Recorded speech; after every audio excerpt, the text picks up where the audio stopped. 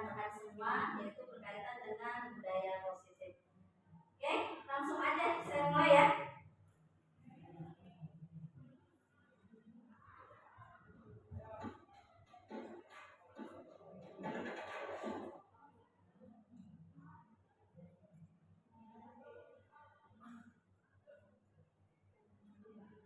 Penyebaran pemahaman dan penerapan pengalaman budaya positif. Saya Erni Arfiati Dewi, calon guru penggerak angkatan 11 dari SMA Negeri 1 Sukakarya, Kabupaten Bekasi. Di sini saya akan memaparkan sedikit pengalaman saya tentang budaya positif yang saya terapkan di sekolah. Mungkin disebutnya aksi nyata, walaupun belum terasa di SMA Sukakarya, tapi ada beberapa yang sudah saya terapkan. Budaya positif itu apa sih? Ya, di sini saya akan jelaskan. Budaya positif adalah atau merupakan perwujudan dari nilai-nilai atau keyakinan universal yang diterapkan di sekolah, dan budaya positif itu dapat mendorong murid untuk mampu berpikir, bertindak, dan menciptakan sebagai proses memerdekakan dirinya, kemudian sehingga murid mampu mandiri dan bertanggung jawab.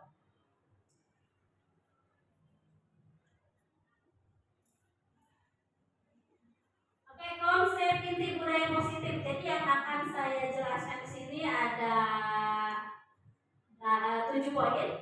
Yang pertama itu perubahan paradigma belajar. Kita berkaitan dengan tentang pendidikan yang ada di negara kita, terutama di SMA kita. Berikutnya ada disiplin positif, kemudian ada nilai-nilai kebajikan, kebutuhan dasar manusia, motivasi perilaku manusia, kemudian posisi kontrol guru, keyakinan kelas, dan yang terakhir adalah segitiga restitusi. Oke, yang pertama, pembelajaran dengan paradigma baru. Di sini maksudnya pembelajaran dengan paradigma baru, yaitu pembelajaran yang direncanakan berdasarkan pembelajaran berdiferensiasi. Kalau kita ngomongin kurikulum merdeka, kita akan bertemu dengan berdiferensiasi, karena di sini nanti pembelajarannya disesuaikan dengan minatnya anak, disesuaikan dengan maunya anak, dan disesuaikan dengan kemampuan anak. Jadi sangat cocok untuk kurikulum saat ini, kurikulum merdeka. Nanti yang kita inginkan, yang akan kita tuju di sini, peserta didik belajar sesuai kebutuhannya berdasarkan tahap perkembangan sesuai dengan teori psikologi modern untuk mewujudkan profil pelajar Pancasila. Ya, jadi di sini paradigma baru udah nggak seperti zaman dulu lagi, karena ini kurikulum merdeka, jadi pembelajaran berpusat pada siswa.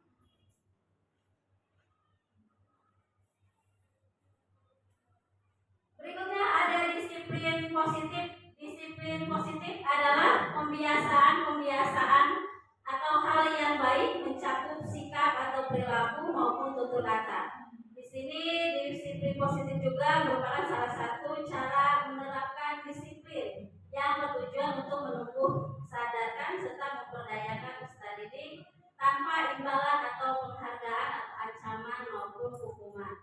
Nah, kadang memang disiplin positif itu kalau dulu kita ingin menumbuhkan disiplin itu kadang menggunakan ancaman, kadang menggunakan kekerasan, karena kalau tidak seperti itu ada disiplin. Nah, di sini akan kita gali seharusnya seperti apa sih disiplin positif yang baik tanpa untuk merugikan anak dan tanpa harus kita gunakan kekerasan. Nah, sebagai pendidik, tujuan kita adalah menciptakan peserta didik yang memiliki disiplin diri, sehingga mereka berperilaku mengacu kepada nilai-nilai kebijakan universal dan memiliki motivasi dalam diri menuju perubahan perilaku ke arah yang lebih baik.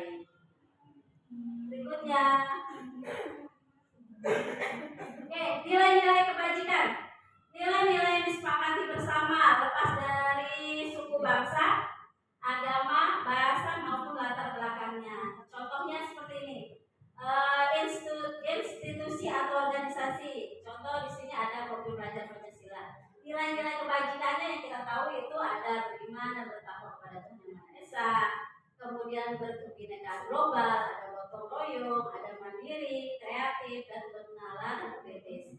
Kemudian ada PYP atau Indo Primary Years Program. Nah, di sini nilai kebajikannya ada toleransi, rasa hormat, integritas, mandiri, menghargai, empati, antusias, keingintahuan, kreativitas, kerjasama, percaya diri, dan komitmen. Yang terakhir, keterampilan hidup atau life skill, dapat dipercaya, lurus hati, mendengarkan yang aktif, tidak merendahkan orang lain, dan memberikan yang terbaik dari beliau.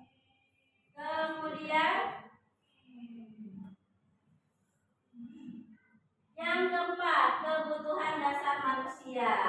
Ya, setiap manusia punya kebutuhan. Nah, di sini kebutuhan dasarnya merupakan segala sesuatu yang kita lakukan yang mendapatkan apa yang kita inginkan. Seluruh tindakan yang kita lakukan memiliki tujuan dan semua usaha terbaik yang kita lakukan agar kebutuhan dasar kita terpenuhi. Apa aja kebutuhan dasar manusia? Nah, di sini akan saya jabarkan ada 5. Yang pertama, bertahan hidup. Ya, bertahan hidup itu berarti kita butuh apa?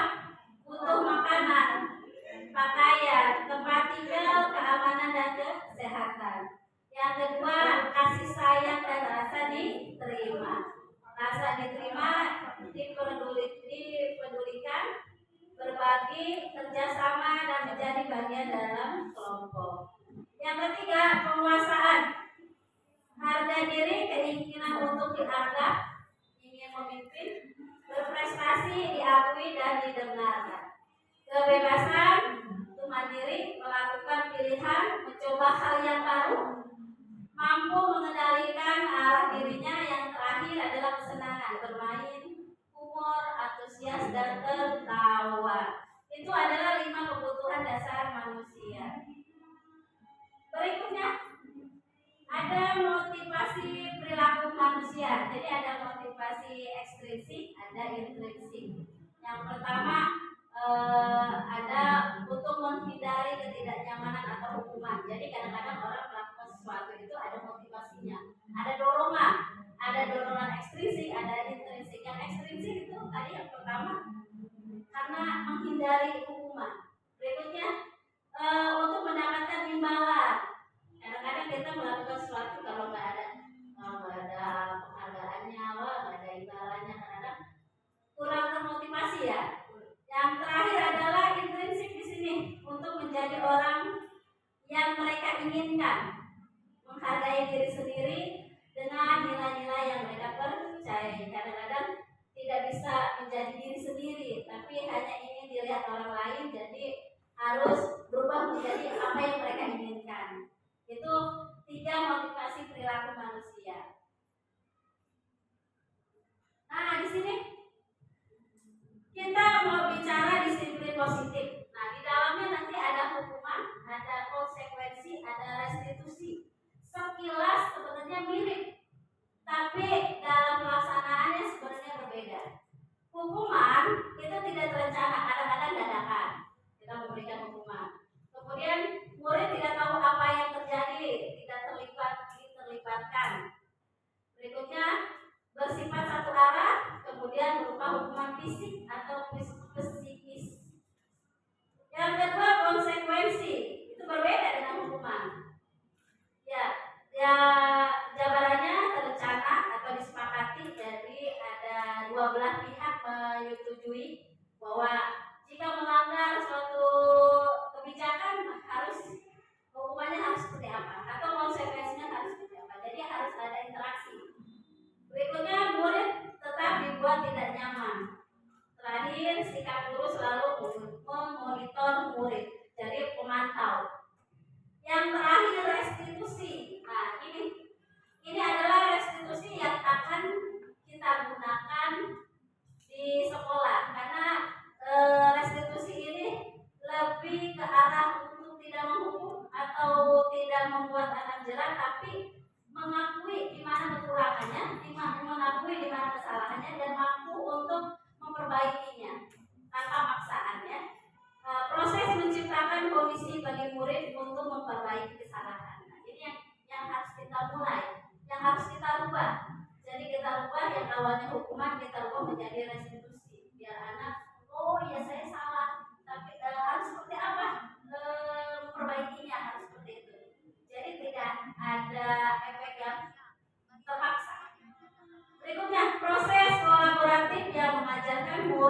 untuk mencari solusi sendiri.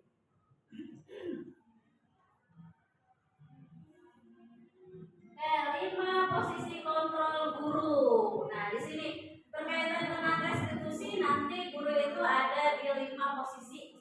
Yang pertama menghukum, membuat merasa bersalah. Yang ketiga tim dan teman.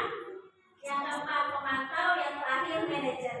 Nah, dari kelima ini kadang-kadang nanti kita akan melihat, oh iya, sebenarnya selama ini saya di posisi mana? Apakah penghukum, membuat merasa bersalah, apa teman, apa pemantau, apa manajer, ya?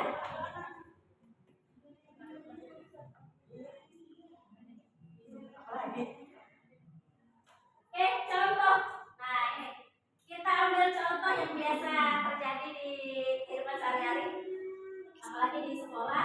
Contohnya adalah siswa tidak memakai atribut lengkap saat upacara bendera. Nah, kadang kita sebagai guru tanpa menanyakan kenapa nggak pakai atribut, alasannya apa tidak. Kadang-kadang kamu nggak pakai atribut, maju ke sini hormat pada bendera selama 1 jam. Nah, itu yang disebut posisi guru sebagai penghukum. Ya, tanpa bertanya kenapa gitu. Jadi selama ini berarti oh iya saya posisinya penghukum, nggak nanya lagi, main hukum aja, udah dijemur, udah hormat bendera di tengah lapangan gitu ya. Berikutnya yang kedua, membuat merasa bersalah. Nah, ada kalimatnya yang sebenarnya membedakan. Kalimatnya seperti ini. Berapa kali ibu atau bapak harus memberitahu kamu? Kamu selalu saja mengecewakan ibu atau bapak. Nah, kalimat itu jadi membuat anak merasa bersalah. Kenapa sih udah dibilangin kok masih melakukan seperti itu? Kamu udah mengecewakan ibu misalkan. Nah, itu kalimat itu udah membuat merasa bersalah. Jadi anak merasa bersalah. Kalau merasa anaknya belum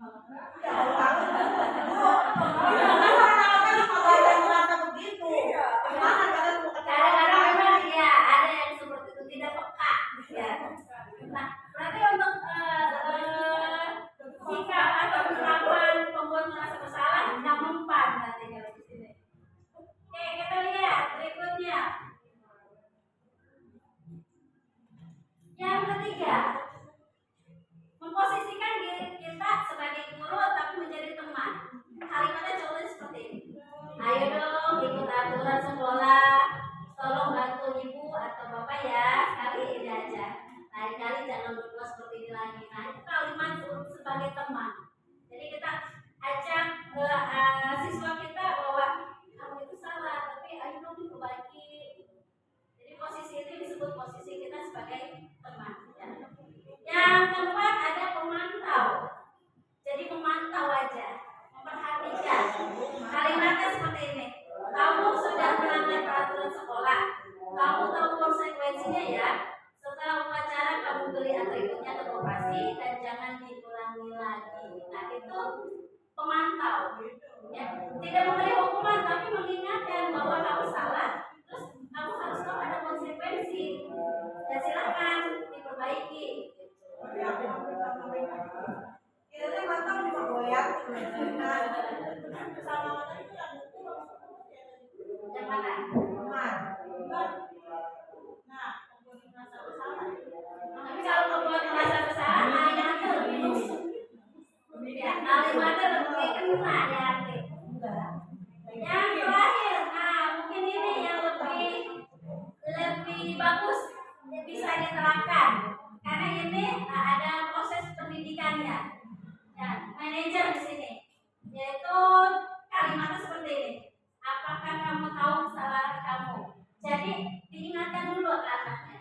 Kamu tahu nggak salah kamu di mana? Jadi dia ada proses berpikir, oh iya salah saya ternyata di sini. Kemudian kita kembalikan ke anak. Kira-kira bagaimana kamu memperbaiki kesalahan kamu? Jadi dari diri sendiri nanti akan muncul, oh iya saya salah. Saya harus memperbaiki. Dengan cara apa saya memperbaiki? Jadi itu dari hati anak itu sendiri. Tidak ada paksaan, tidak ada hukuman, tapi menyadarkan mereka bahwa kesalahan yang mereka lakukan ya harus kali mereka perbaiki. Nah, yang posisi kontrol guru yang lebih enak itu sebagai guru saya rasa di posisi manajer, karena tidak akan menyakiti siapapun, tapi mengingatkan anak agar anak bisa berpikir, oh iya salah saya di sini dan saya harus memperbaiki.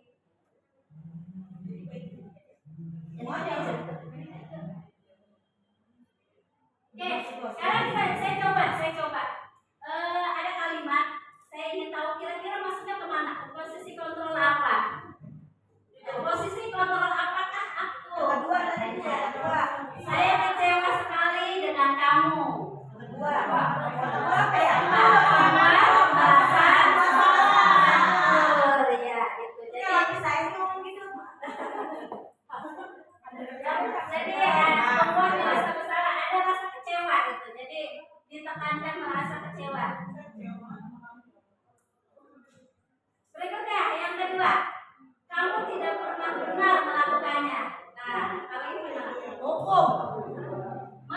Hukum langsung menjas. Iya. Iya. Ini adalah posisi hukum. Kamu tidak pernah benar melakukannya. Jadi anak itu langsung dijas salah. Berikutnya yang ketiga, apa rencanamu untuk menyelesaikan masalah ini? Manajer. Manajer. Ya, jadi dikembalikan ke anak. Berikutnya, ayolah lakukan kegiatan ibu ya. Ada kata ayolah, baca ayolah.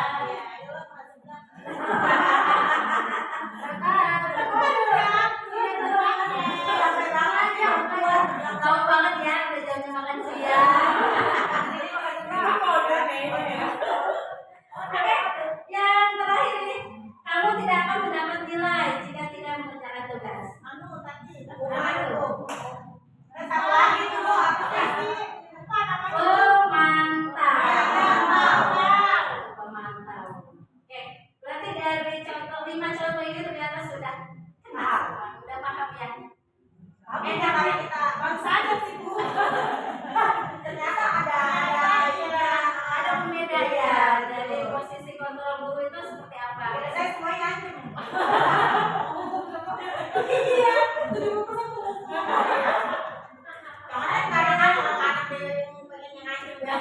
Oke, yang keenam ada keyakinan keras. Nah, ini sebenarnya tidak asing buat Bapak Ibu, karena di kurikulum Merdeka sudah dikenalkan. Saya rasa di kelas juga pas tahun ajaran baru sudah mencoba ya.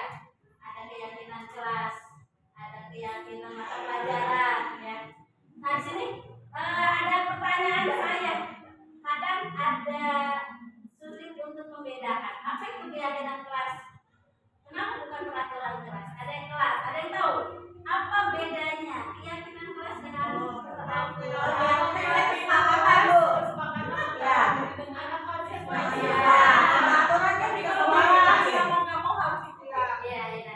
Enaknya yang mana nih kalau dibagi? Ternyata sudah paham. Jadi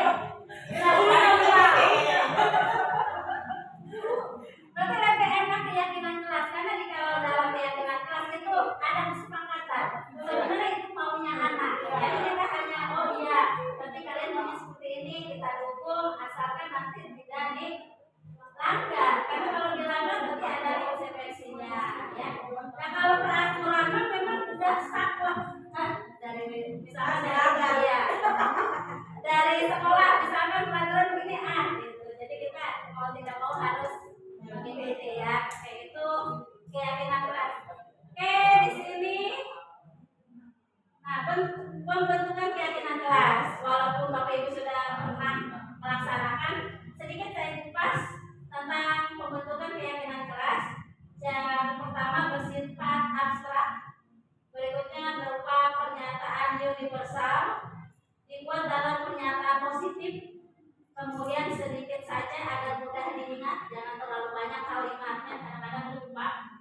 Kemudian sesuai dengan kondisi kelas dan sekolah sehingga mudah diterapkan. Jadi kita buat keyakinan kelas itu harus melihat kondisi. Jangan terlalu tinggi. Misalkan keyakinan kelasnya yang terlalu tinggi tapi anak tidak bisa mengikuti, tidak, jangan. Jadi kita lihat kondisi aja. Berikutnya, semua warga sekolah atau warga kelas dilibatkan saat membuat keyakinan kelas, karena ini adalah kesepakatan. Maunya seperti apa dan kita nanti sepakati. Itu keyakinan kelas. Berikutnya yang terakhir ini segitiga restitusi. Nah ini proses penyelesaian permasalahan yang mungkin pernah kita lakukan dan kita tidak tahu namanya apa. Ya. Nah, yang kita bahas di sini suatu proses dialog yang dijalankan oleh guru agar dapat menghasilkan murid yang mandiri dan bertanggung jawab. Nah, tahapan segitiga restitusi yaitu bentuknya seperti ini. Ya. Yang pertama ada menstabilkan identitas. Berikutnya ada validasi tindakan yang salah. Yang terakhir menanyakan keyakinan kelas.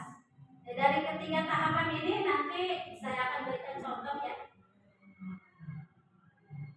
Tapi sebelum itu saya akan jabarkan tentang menstabilkan identitas.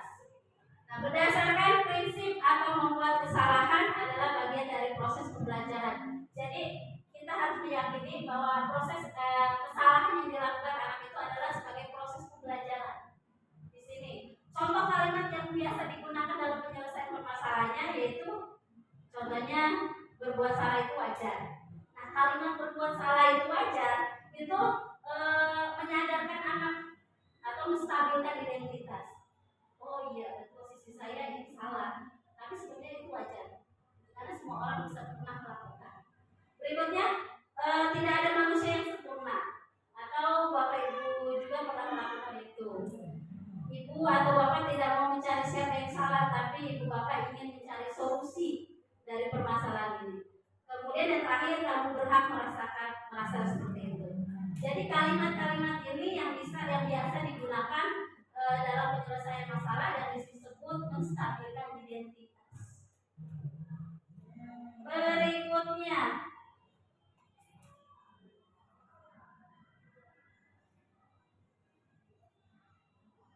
validasi tindakan yang salah. Nah, berdasarkan prinsip setiap perilaku berupaya memenuhi suatu kebutuhan tertentu. Nah, kalimatnya biasanya kamu pasti punya alasan mengapa melakukan itu. Nah, kalimat itu yang disebut validasi tindakan yang salah. Atau ada kata padahal kamu bisa melakukan yang lebih buruk dari ini. Atau kamu patut bangga karena telah melindungi sesuatu yang penting buat kamu. Atau kamu melakukannya karena mempertahankan sesuatu yang penting bagimu. Nah, itu kalimat atau kata-kata yang ada pada validasi tindakan yang salah. Berikutnya, menanyakan keyakinan. Nah, di sini berdasarkan prinsip teori kontrol bahwa pada dasarnya kita termotivasi secara intrinsik. Kalimat yang biasa digunakan yaitu apa keyakinan kelas kita, nilai-nilai apa yang telah disepakati bersama, seperti apa gambaran sebuah kelas yang ideal buat kamu, atau kamu ingin menjadi orang yang seperti apa. Nah, kalimat-kalimat itu yang disebut menanyakan keyakinan. Oke, berikutnya ada contoh.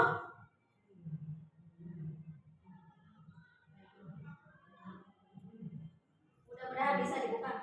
Ini ada contoh penerapan segitiga restitusi.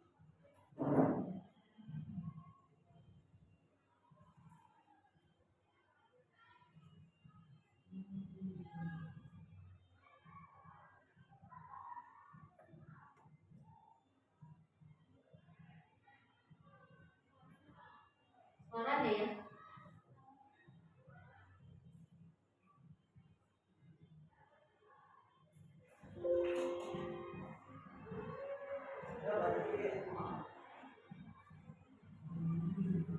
Maaf, sinyal.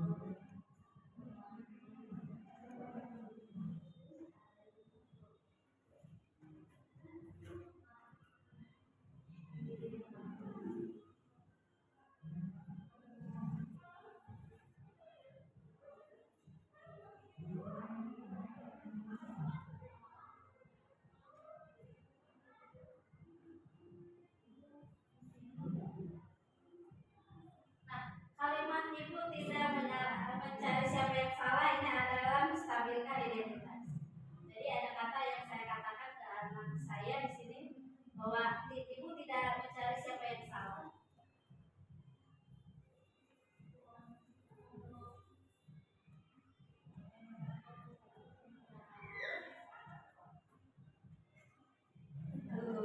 Sinyal tidak mendukung.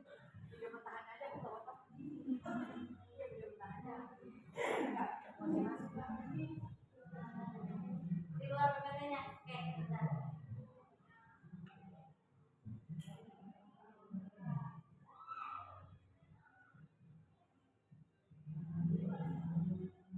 Di sini nggak apa-apa ya? Aku mau di luar aja. Di WA ya?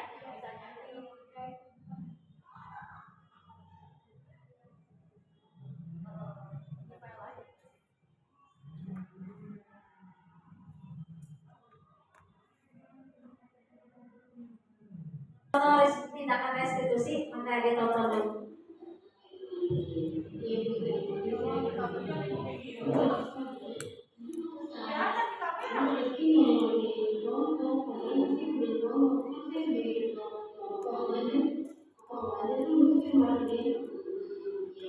Kalau begitu di posisi Andi itu akan terjadi misalnya. Jadi memang itu harus mengingatkan. Itu apa yang lakukan kepada istri? Apa yang dilakukan? Jadi kan melakukan itu saja. Itu bukan ini masih kemarinnya padahal itu masa panggilan yang terjadi kelompok kemudian sama yang jadi Andi belajar kemudian tugas kelompok itu memang harus dikerjakan bersama-sama dan itu sangat menarik Andi sudah melakukan hal yang radikal sekarang tindakan Andi sampai ke perang gereja itu menurut keyakinan kamu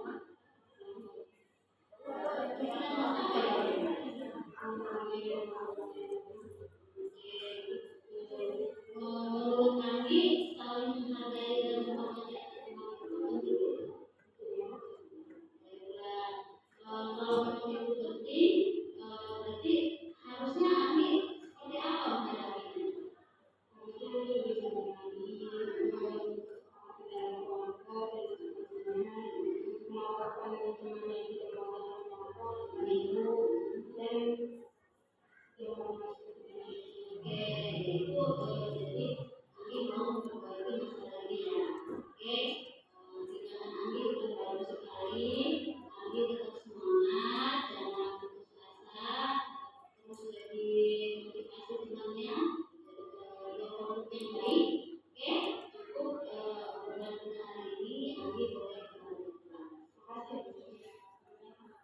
Oke, sekilas saya ceritakan. Jadi ini sebenarnya kasusnya Anggi ada teman buat kelompoknya tentang membuat alat peraga matematika. Tapi dalam pelaksanaan kerja kelompok ada satu rekan Anggi yaitu Rizky tidak mau bekerja sama, tidak mau mengerjakan tugas. Dia asik ngobrol sehingga Anggi emosi marah dengan temannya tersebut sampai menggebrak meja. Jadi ada perdebatan antara mereka. Akhirnya saya panggil, saya tanyakan sebagai bentuk tindakan restitusi saya sebagai guru mata pelajaran. Jadi di sini saya panggil lagi, saya tanyakan kenapa, ada apa kejadian tadi, kenapa bisa terjadi. Jadi Anggi menceritakan bahwa dia kesal dengan Rizky walaupun sudah diingatkan bahwa satu kelompok harus mengerjakan tugas dan ada deadline tugasnya harus diselesaikan hari ini, tapi Rizky masih asik ngobrol. Kemudian Anggi marah dan menggebrak meja. Nah, di sini tadi ada kata-kata yang saya sampaikan bahwa saya mengerti tindakan Anggi, bahwa saya paham bahwa Anggi melakukan hal seperti itu. Nah, itu bahasan itu adalah menstabilkan identitas. Jadi tidak menyalahkan Anggi di posisi itu, tapi membenarkan itu validasi ya. Tapi tidak membenarkan juga tentang tindakan Anggi yang menggebrak meja, karena itu tidak sesuai dengan keyakinan kelas, yaitu tentang saling menghormati dan menghargai antar teman. Nah, di sini Anggi mengakui bahwa kesalahan dia. Oh iya, saya salah. Seharusnya saya tidak melakukan hal seperti itu. Seharusnya saya bisa menahan emosi saya. Nah, dari bahasa Anggi itu dia sudah menyadari kesalahannya seperti itu dan dia mau memperbaikinya. Jadi saya harus saling menghormati dengan teman. Terus bagaimana di dalam bekerja kelompok itu harusnya etikanya seperti apa. Jadi tadi Anggi sudah mengatakan bahwa dia akan adil lagi, lebih adil lagi dengan anggota kelompoknya. Kemudian jika terjadi atau terulang kembali, dia akan berbicara dengan guru mata pelajaran solusinya seperti apa. Jangan sampai ada perdebatan, jangan sampai ada gebrak meja dan seterusnya. Jadi ini adalah contoh permasalahan yang diselesaikan dengan tindakan restitusi. Jadi tidak menyalahkan anak, tapi mengajak anak untuk menyadari, oh iya saya salah, kesalahan apa yang saya lakukan, terus saya harus memperbaikinya seperti apa. Jadi biarkan anak yang menjalani proses itu, kita hanya mendampinginya. Contoh yang kedua,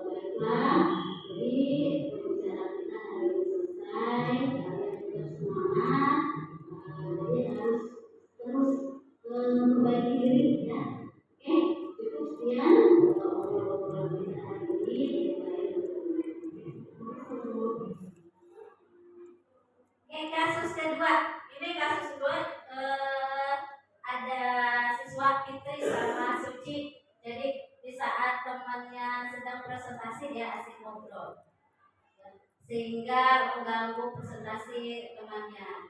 Jadi selesai pembelajaran saya panggil kedua anak ini, kemudian saya ajak ngobrol.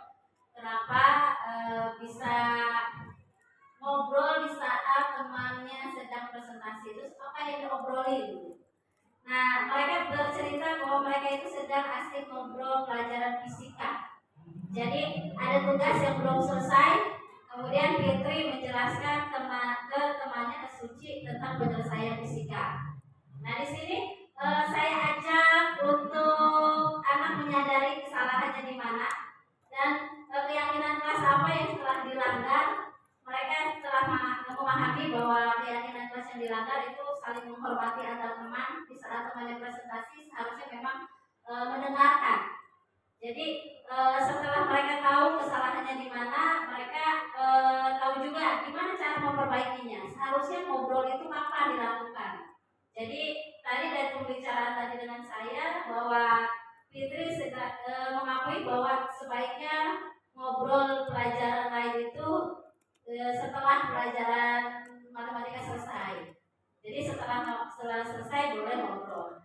Kemudian yang tadi diingat mereka bahwa jika kita ingin dihargai orang lain, maka kita harus menghargai. Jika kita ingin dihargai orang lain, maka kita harus menghargai orang lain juga. Ya. Jadi di sini ditekankan bahwa Fitri mengakui kesalahannya. Oh iya, harusnya tidak ngobrol di saat presentasi orang lain. Karena di saat nanti dia presentasi terus ada teman lain ngobrol, itu sangat tidak enak, tidak dihargai. Setelah itu ada harapan, ada keinginan mereka bahwa mereka ingin jadi siswa yang lebih baik lagi.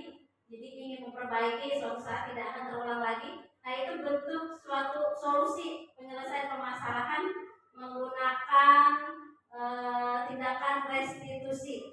Jadi mengingatkan anak di mana kesalahannya dan mau memperbaikinya sendiri.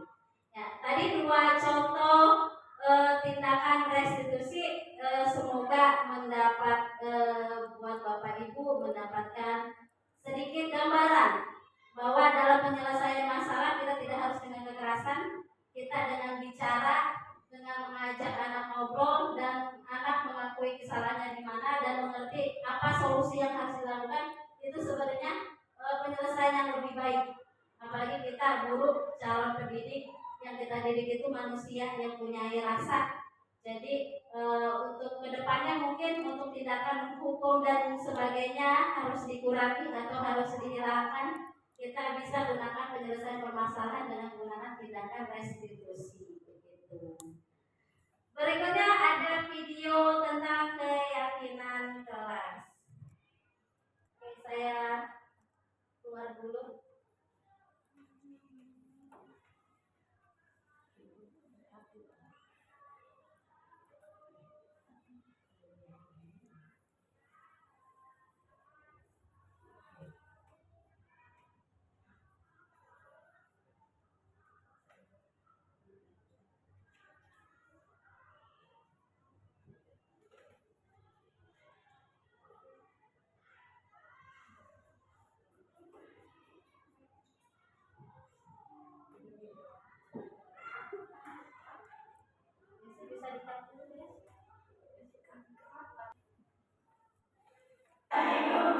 Oke, baiklah, ini adalah contoh keyakinan kelas yang saya lakukan di kelas 12 5.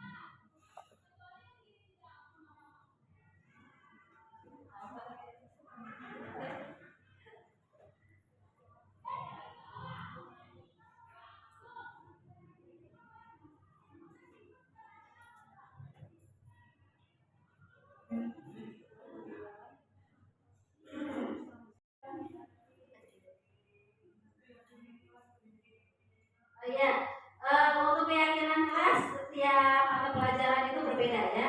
Jadi Bapak Ibu tidak harus sama dengan keyakinan kelas matematika. Saya yakin pelajaran di Bapak Ibu pasti punya keyakinan sendiri.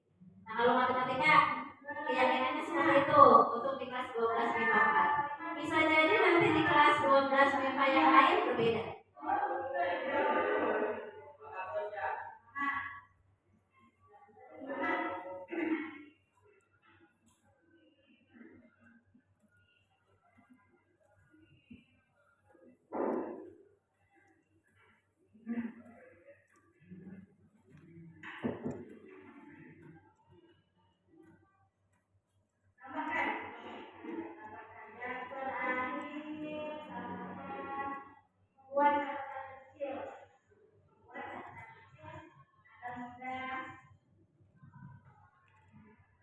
Membuat catatan kecil.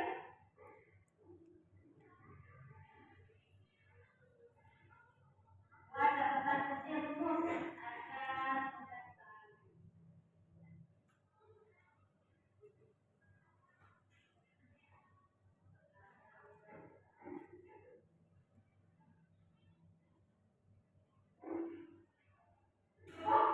ada yang mau menambahkan? Cukup ya. Oke. Nah, Ibu pada kembali keyakinan kelas matematika yang pertama adalah sebelum dan sesudah pelajaran ngajar ya. Kemudian tidak mengolok-olokkan, tidak frustasi. Yang ketiga yakin pada diri sendiri pasti bisa. Yang keempat misalnya jika tidak mengerti atau tidak paham.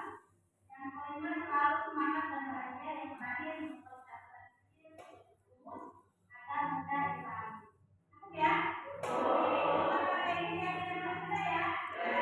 Jangan sampai lupa. Jadi nanti dalam pelajaran ini kita terapkan dan semoga tidak ada yang lambat karena ini adalah keyakinan kalian. Oke? Itu terima kasih. Jadi keyakinan ini kita lanjut. Belum actingnya belum semua serba otodidak. Oke, tadi video keyakinan kelas. Jadi gambaran dari semua bahwa kembali ke siswa. Jadi pelajaran kita kali ini untuk kurikulum merdeka. Jadi semua pembelajaran itu berpusat pada anak. Jadi kita hanya sebagai fasilitator. Dan apapun yang kita buat sebenarnya tujuannya untuk anak juga. Oke, yang terakhir mungkin kesimpulan.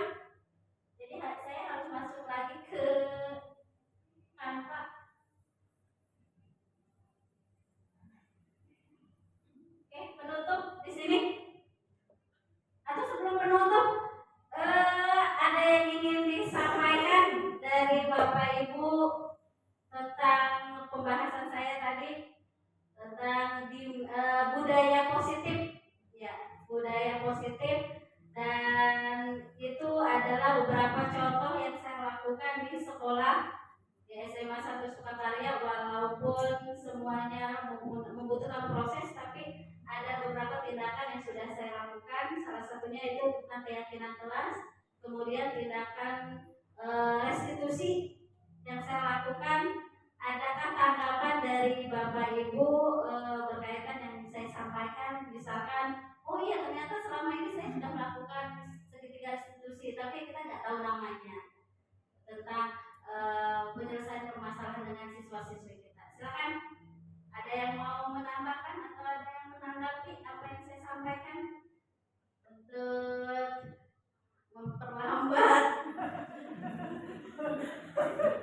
Oke, Bu Rici mau menambahkan?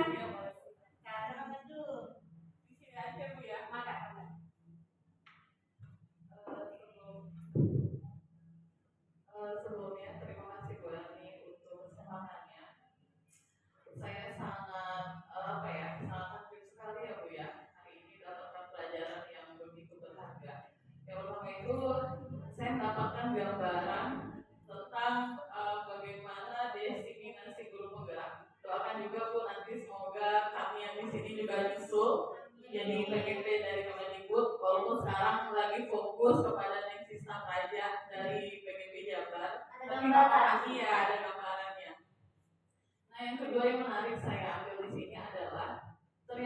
kita selama ini jadi guru masih belum sadar 100% Bu. Kenapa saya bilang belum sadar? Kita masih belum tahu nih seperti yang dibilang tadi, ketika menghukum anak, kita itu lebih banyaknya jadi penghukum. Jadi ketika ada anak yang bersalah, kita nggak nanya dulu nih, kenapa sih kamu nggak pakai topi? Bisa aja mungkin dia belum punya gagal kelas 10. Kenapa sih kamu nggak pakai dasi? Kenapa sih kamu kayak gini? Ternyata kita itu lebih banyak jadi penghukum. Nah, setelah kami mempelajari hal yang seperti ini, otomatis ilmu yang kami dapatkan juga banyak dan kami bisa introspeksi diri. Ternyata guru itu lebih bagusnya untuk ke teman. Jadi ketika ada anak bersalah, kita nggak harus langsung menghukum, tapi ada baiknya juga kita ajak dia ngobrol. Pokoknya kita ini sebagai temannya dia. Makanya kalau kita sudah bisa sudah bisa menjalin hubungan emosional kita terhadap anak, nanti pun anak juga ikut senang belajar dengan kita. Kalau anak sudah senang belajar sama kita, insya Allah nanti pemahaman materi yang kita ajarkan ke dia, insya Allah nanti akan sampai dan hasil belajarnya juga nanti akan meningkat seperti itu. Itu saja berarti. Terima kasih. Assalamualaikum warahmatullahi wabarakatuh. Ya, terima kasih Bu Rici, benar. Berarti untuk kontrol posisi sebagai teman yang lebih kena di hati buat Bu Rici. Oke. Ada tambahan kali Bu Fitri sebagai guru BP pasti pernah selalu bertemu dengan siswa yang bermasalah berkaitan tentang segitiga institusi seperti apa?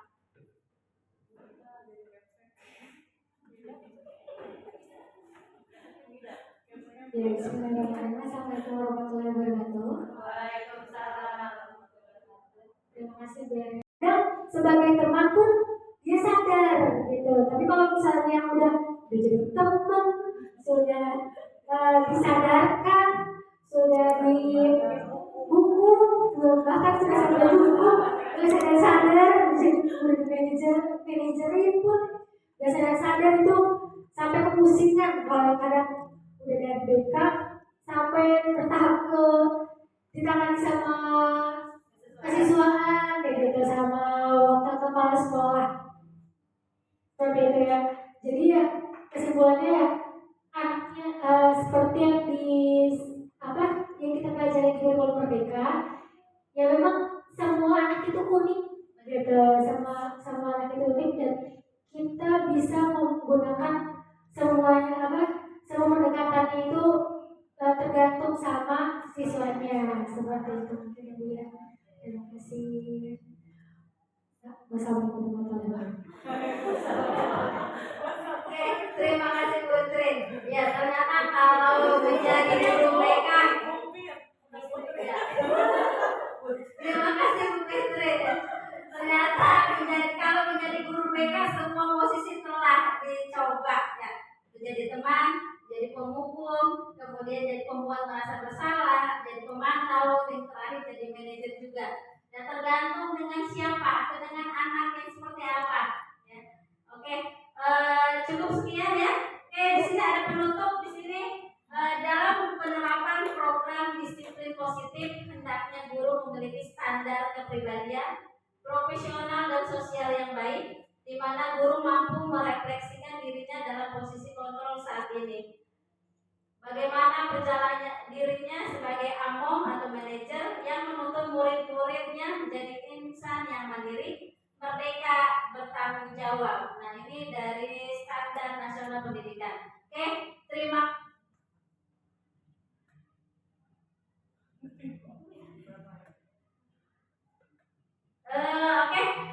itu penutup dari saya.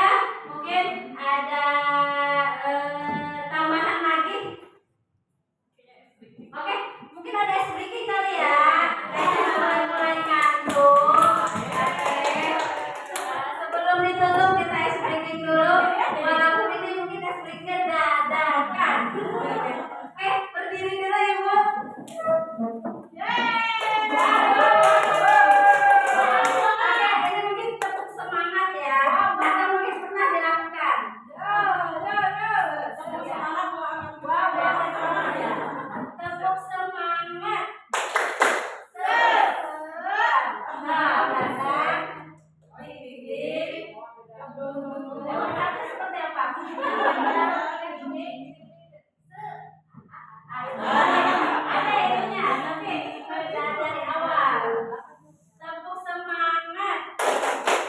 dang dang, ding ding ding, dung dung dung, dang dang dang, ding ding ding, dung dung dung.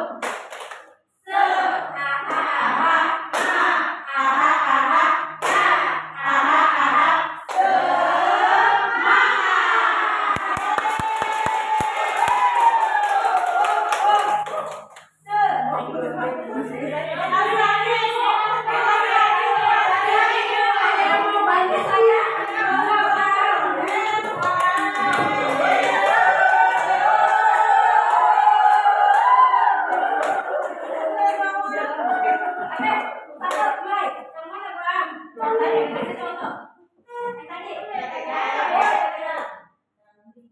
semangat. Satu, dua, tiga. Tepuk semangat. Dang dang dang, ding ding ding, dung dung dung, dang dang dang, ding ding ding, dung dung dung. Se aha aha ma, aha aha na, aha aha